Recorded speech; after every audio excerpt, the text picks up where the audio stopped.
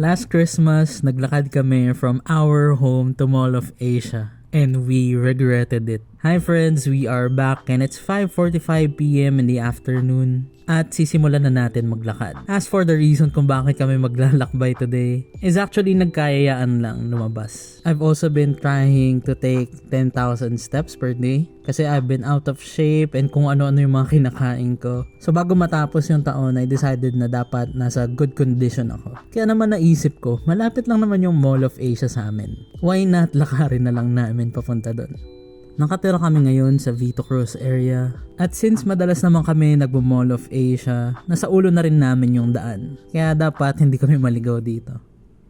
Originally galing akong Cavite. And I've been there from my childhood up to my high school days. Then nung time na mag-college, lumipat ako ng Manila para mag-aral. Sobrang laki ng contrast ng Cavite sa Manila. Obviously, the pace of living. Personally, I prefer living a faster lifestyle. Tsaka what hooked me dito sa Manila is whatever time of the day, madaling araw man yan, is pwede kang lumabas. And meron pa rin mga bukas na restaurants, gumala with friends. And I really like that. Anyway, we've been walking for a while at nakarating na nga tayo sa CCP area.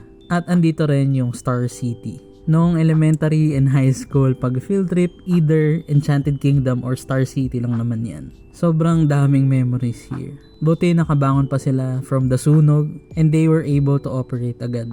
At ayun na nga, dito na din tayo sa PICC where we had our graduation ng college. After walking a bit, narating na rin namin yung Sofitel at yung Seascape area. Andito na rin yung amazing show na medyo nakakatakot i-film kasi baka may mga lumabas. At yun na nga, we kept walking and walking. Medyo malapit na rin kami sa MOA.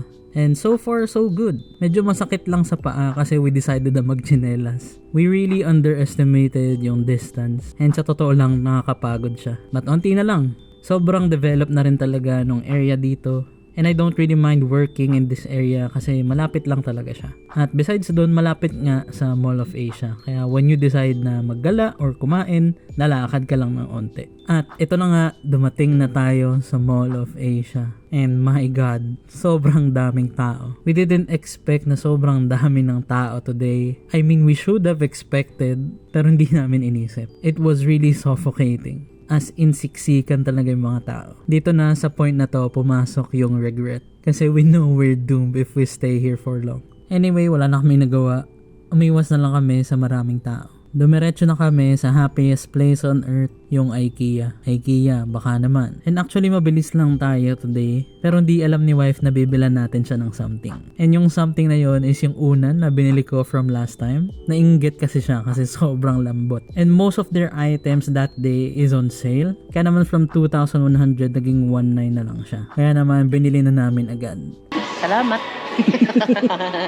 After nun, labas kagad kami sa IKEA at tumambay muna kami sa coffee shop. Pumunta muna kami ng single origin. Umorder kami ng strawberry soda, papakita ko na lang, tsaka bread something. And this is a surprise to me. Sobrang sarap. Yung bread, it looked really dense, but it was really light and hindi ganun katamis. Easily 10 out of 10. Tapos yung soda really hits the spot. Grabe din yung service nila. Sobrang prompt mag-respond ng mga staff. At saka yung vibe ng lugar, sobrang sophisticated. Medyo pricey lang talaga yung food nila. But overall, I highly recommend this place. Medyo nagtagal din kami dito kasi nagpalipas kami ng oras para humupa yung mga tao. At magdi-dinner na nga kami. At ang kakainan namin is yung yakiniku like. Kumain na kami dito multiple times and talaga namang binabalik-balikan namin siya. Kasi bukod sa mura, sobrang sarap pa ng mga meat nila. Ramdam na ramdam mo yung pagka-premium. Kakaiba din yung system nila. The way you order is through a web app. Sobrang bilis din ng pag-serve. At yung lutuan nila sobrang advanced. Itong meat na to I highly recommend. Tapos ang ginagawa namin habang nakagrill sila is binubudbura namin ng salt tsaka ng pepper. Lumalabas talaga yung flavor ng meat. But even as is, kahit wala mga condiments,